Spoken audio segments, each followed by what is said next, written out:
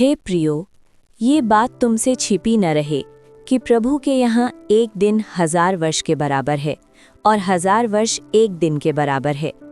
प्रभु अपनी प्रतिज्ञा के विषय में देर नहीं करता, जैसी देर कुछ लोग समझते हैं, पर तुम्हारे विषय में धीरज धरता है और नहीं चाहता कि कोई नष्ट हो, वरन ये कि सबको मन फिराव का अवसर मिले। परंतु प्रभु का दिन चोर के समान आ जाएगा। उस दिन आकाश बड़ी हड़हड़ाहट के शब्द से जाता रहेगा और तत्व बहुत ही तप्त होकर पिघल जाएंगे और पृथ्वी और उस पर के काम जल जाएंगे। 2 पत्रस 3 के 8 से 10 का अध्ययन। प्रभु के लिए एक दिन और 1000 वर्ष कैसे हैं?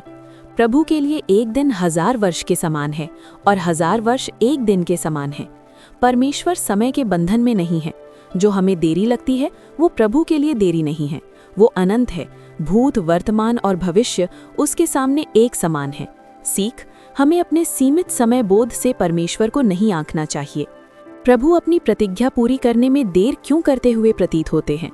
लोग सोचते हैं कि प्रभु आने में देर कर रहे हैं, परंतु ये देरी नहीं, धैर्य है। प्रभु हमें अवसर दे रहे हैं। परमेश्वर की इच्छा क्या नहीं है और उनकी इच्छा क्या है? परमेश्वर की इच्छा नहीं है कि कोई नाश हो। उनकी इच्छा है कि सब मन फिराव करें और उद्धार पाएं। सीख, प्रभु का हृदय करुणा से भरा है। न्याय से पहले वो अनुग्रह देता है।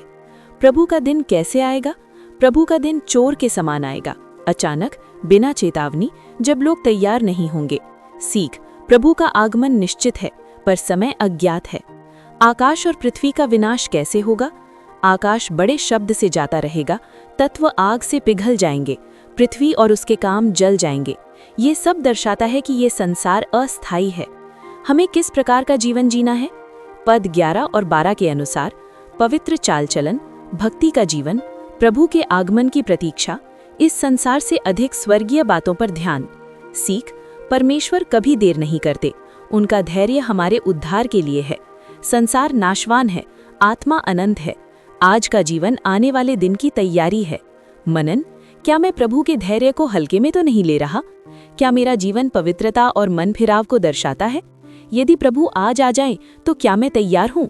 प्रार्थना, हे प्रभु, हमें अपने धैर्य को समझने वाला और पवित्र जीवन जीने वाला बना। आमीन।